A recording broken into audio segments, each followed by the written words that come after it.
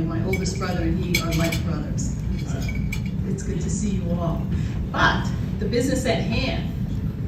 So I have the pleasure, it is my honor and privilege to introduce our keynote speaker on the occasion of the 58th Annual Freedom Fund Dinner.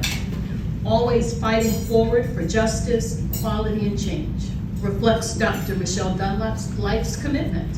She is very generous with her time and her talents on behalf of individuals and for causes impacting her local community, which is why many of you have already made her acquaintance. She truly is a jewel of brilliance and a beacon of hope in our community. She is a proud native of Detroit, Michigan, but a citizen of the world. Dr. Dunlap earned a Bachelor's of Science with honors in psychology from Wayne State University. She would later pursue a master's in social psychology with an emphasis on consumer behavior and a PhD in social psychology with an emphasis on prejudice, racism, intergroup relations from the University of Florida for just a time as this. Professor Dunlap has taught locally at Connecticut College in the Human Development Department since 1994, where she is tenured. A prolific writer, she has authored over 40 journal articles, books, and essays on the topics of cultural competency, family and community engagement, service learning, racial identity, and adolescent development. She has presented her work and been recognized nationally and internationally, including in Germany, France, Finland, Russia, Mexico, Canada, the Caribbean, and throughout the United States. Dr. Dunlap has been accorded numerous local, state, and national awards for her community-engaged work, and as a consultant to both public and private academic institutions and agencies. Those who know Dr. Dunlap will attest to the fact that despite her considerable achievements and acclaim, she is very humble and a servant-minded leader. If you ask her, she will tell you her greatest honor and reward is having raised her two young men into adulthood and serving as a beloved Auntie Michelle to a host of godchildren, as well as engaging in uplifting spiritual ministry in local communities of faith. Her just released book is titled Retail Racism, Shopping While Black and Brown in America, published by Rowman and Littlefield. It offers the history and voices of 19 black and brown people and their experiences and the impact of being monitored and exposed to the inequities and trauma in the consumer marketplace. A portion of the proceeds from the sale of Retail Racism will be donated to the Florida Education Fund. The fund has supported the PhD candidacies of more black and brown people than any other institution in the country.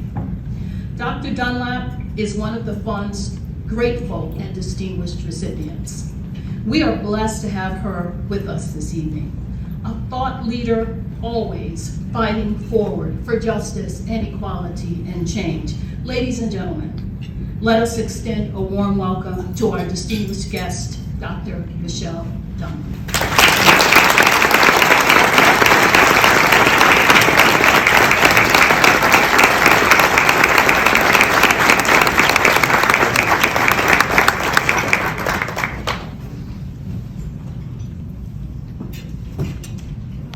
2003. The oldest of the two young men that are truly the joys of my heart was a teenager. He was about maybe 15 years old, and I had been invited by a colleague, a dear colleague of mine from the college, to accompany him to ABC Studios in New York. 2020 was doing a special on racism, and he had asked them if I could accompany him for the interview about racism, the story that they were doing. He felt that it would work better if we worked as partners. So I asked him if he could ask ABC Studios if I could bring a couple of teenagers with me, because anybody who knows me knows that It's not unusual for me to have a trail of, young people going with me wherever it is that I'm going. So ABC Studios said yes, and they were sending a limousine for us. So I asked my older son, like I said, the 15, 16-year-old, would he like to ask one of his friends who was in foster care? We'll call him Justin. I said, would you like to ask Justin if he'd like to come along with us? We're going to be going to ABC Studios, and they're picking us up in a limousine, and it's going to be a really special day. You're going to see how they do shows, how they take people, and everything. And he was like, yeah, I'll talk to Justin about it. And Justin was very excited. And oh, bless you, thank you so much. So Justin was very excited, and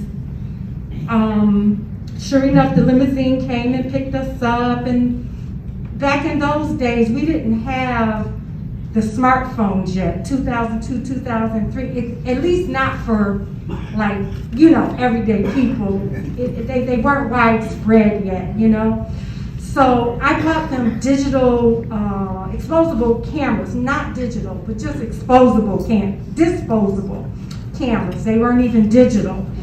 So that was the best I could do, because we didn't have all that fancy stuff yet. So I bought them some disposable cameras, and they were snapping pictures of the limo. They were kind of excited, and we all got into the limo, myself, my colleague, the two young fellas, and Justin about the same age as my son. So we went in the limousine, and we drove all the way to New York, and we were chit-chatting and everything. And the limousine lets us off right in front of ABC Studios. This really tall building, just of grand stature, and lots of stairs leading up to the main entrance. So we were running up the stairs and having lots of fun going up to the stairs. So we get to the top of the stairs, and suddenly Justin starts yelling and screaming, "Oh my God! Oh my God!" And I'm like, what? What's going on? And he's like, the doors, and he's holding his heart, the doors, and I'm like, yeah, what about the doors? Now there were 2 glass doors to the left, and then 2 large revolving glass doors in the middle, and then 2 large sets of glass doors on the right. But the revolving glass doors were in the middle. And he was pointing to the revolving glass doors. And so I said, are you talking about the revolving glass doors? And he was like, yes, the doors. They have them in the movies. The doors in the movies. I've never seen them before. And there we spent about 15 minutes taking pictures with the disposable cameras, going into the revolving doors, coming out of the revolving doors, posing all this way and that way in front of the revolving doors. But for Justin, he wasn't even that excited about the limo.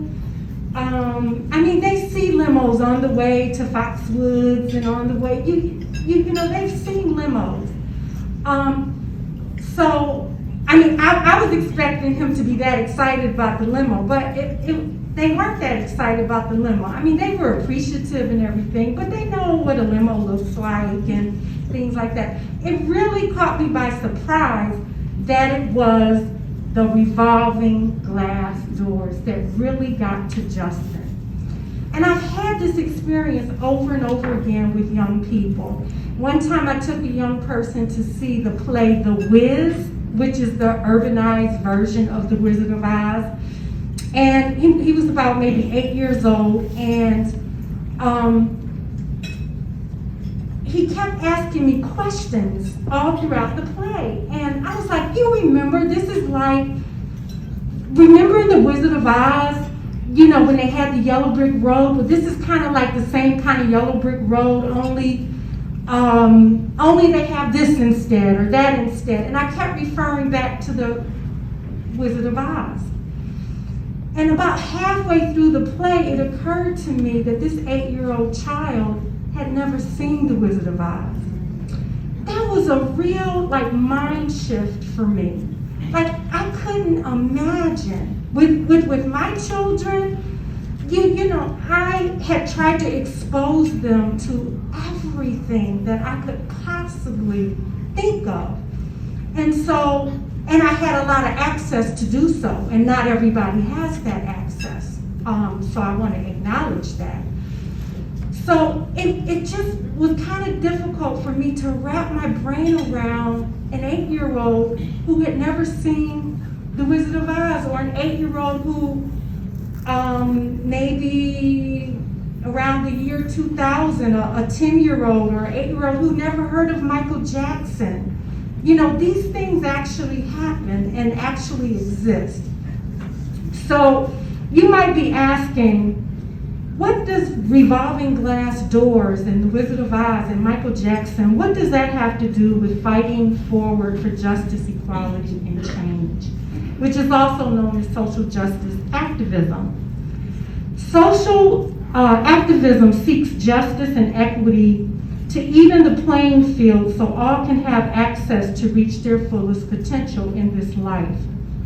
And that's my concern, is with children reaching their fullest potential. But see, children are up against what they have going on in their immediate environment, then what they have going on in their surrounding environment, and then what they have going on coming down at them from the big policymakers and the laws and things like the preschool to prison pipeline, or as one of my students once said, the preschool to the grave pipeline. So, you know, children, there's many children who are dealing with these concentric circles of influence, and, you know, thinking about Justin and those revolving glass doors sort of reminds me of that, and I'm going to tell you why in a moment. So there's these different systems that are constantly impinging on children and families. And you know, they say it's easier to build strong children than to fix broken adults. So, you know, the issue of justice and equity and activism, it starts with the children. I just want us to just recognize that. It starts with the children, and then the families, and then the communities, and then, you know, and everything else, the governmental policies and the laws and all of that is constantly like vectors coming down and hitting the children and the families, and they're trying to fight against that and trying to survive against that. So that has everything to do with social justice and pressing forward and trying to make change so that people have an opportunity to be successful in this life and reach their fullest potentials. So, so you might say, well, what can I do about all of this? I'm just one person. I can't change all the laws. I can't fix all the inequities. I can't go back and change history. I can't do this. I can't do that. And so that's why I'm here tonight, to encourage us to expand our view of what social activism and justice seeking, what it might look like. We may have one idea about what it looks like, and we may feel like if we can't do it that way, then we can't do it. But because I had the opportunity to take a training with the Halloran Center at Connecticut College this past summer, and I have a couple staff members from the Halloran Center who have blessed me so much, and again, I'm trying not to do things like that because I could just say that about so many people here tonight. But anyway, the Halloran Center does some really cool work, and I took this training this past summer where the training encouraged us to think about different ways that we might do activism, because I never really thought of myself as much of an activist, because I think of activists as people who are always shouting and have picket signs, and they're always going to protest, and they're always, you know, up in someone's, you know, face, challenging everything that comes along. which is wonderful. I wish I had the energy for that myself, but that's what I'm here to talk about, is that we all have our own ways that we can do social activism, from the big policy makers all the way down to the one that's dealing with families, the ones that have neighbors, that have children, the ones who might be that one special person that helps to keep someone encouraged. There's actually been studies done that if a child has one special person in their life who thinks they're all that and a bag of chips and a t-shirt and everything else, if they have that one person who's there for them, that significantly increases their chances of reaching their fullest potentials and success. Okay, so you might be that one special person who, in addition to their parents, can help them reach their fullest potential. You might be that special person in whatever capacity you might be engaged with the community. You are that special person. You have that opportunity to be that special person to somebody, be you a neighbor, a teacher, a policymaker, a medical professional, whatever you are, you have that opportunity to really make a difference in a person's life. And that is activism too. There's a saying that any fool can count how many seeds are in an apple, but only God can count how many apples are in a seed. So if you touch a life, you do not know how much that life is going to touch someone else's life, and it's going to touch someone else's life, and it's going to touch someone else's life. I'm going to say it again. Any fool can count how many seeds are in an apple, but only God can count how many apples are in just one seed. Okay? So, different ways to do activism. We have people who connect, the weavers, and thank you again, Halloran Center. Okay, which number is that? I can't see. Okay, thank you. All right, my timekeeper, my lovely, one of my god kids. Anyway, wait, let me stop. Okay, so we have the connectors who help connect people, and we can be more than one of these. Okay. We have the innovators, we have the frontline responders, we have the visionaries, the ones who imagine and help bring visions and ideas. We have the builders, those who help to develop. We have the caregivers, those who nurture. That's activism, nurturing. Those who disrupt and destabilize. And believe me, I can do that if I have to. Don't get it twisted. Some folks know that I have that capacity. But anyway, the healers, those who can identify and heal. The storytellers, those who tell the stories. Like this book is a storytelling, okay? It's my way of doing social activism, writing about it and trying to change some part of the world, my little corner of the world somehow, through my writing and through my storytelling. There's those who teach, those who guide. There's the funders, those who fund and invest and give money. There are so many different ways that you can contribute to social activism and equity, but we have to somehow make sure that we're interweaving and that there is enough of us that is getting all the way up to the top so that we can have policies changed, because we need to change things from the center, from child to child, family to family, but we also need to be changing things from the top down as well so that we can reach that social justice and that equity and that ability for everybody to have the opportunity to succeed and to strive. Okay, so let me start closing because my wonderful timekeeper was so nice to keep time for me. Okay, there's so many other places I could have gone tonight, but it's a good thing that I have a good timekeeper and she's got her eye on me, okay? So, what is your way of bringing magical revolving doors to people? What is your magical revolving door? What is your, what do you have that you can bring? What fits your personality? And everybody in this room is already doing it or you wouldn't even be here. But you may think, I don't do that much, or I just watch my grandkids and help take care of my grandkids. Well, that's major. That's major. That's building strong children, okay?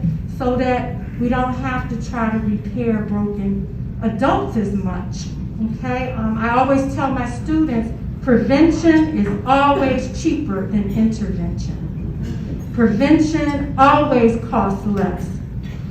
And unfortunately, our governmental systems, and no critique to the people here in this room who do this work, but there's not enough who appreciate the value of prevention. There's a lot of folks who just wait until it gets broke. We saw it with Katrina in New Orleans. We saw it in, okay, thank you so much. We saw it in Flint, Michigan with the Flint water crisis. Now they have a school education crisis because all the kids exposed to the toxic water now have special needs. So now they have a problem that has quadrupled exponentially, is much, much greater than they would have had if they had thought preventively in the first place, rather than thinking in terms of intervention. So there's just a lot more that I could say, but share a meal, a story, a lesson, an opportunity, make a change in a policy, fix something and make it right, and know that there is a way to engage in activism that fits who you are. Try not to compare your activism to somebody else's. Comparison is an act of violence against the self. Let me say that one more time. Comparison is an act of violence against the self. Okay? And again, in closing, any fool can count how many seeds are in an apple, but only God can count how many apples are in that seed. Amen. Let's change the world. Thank you.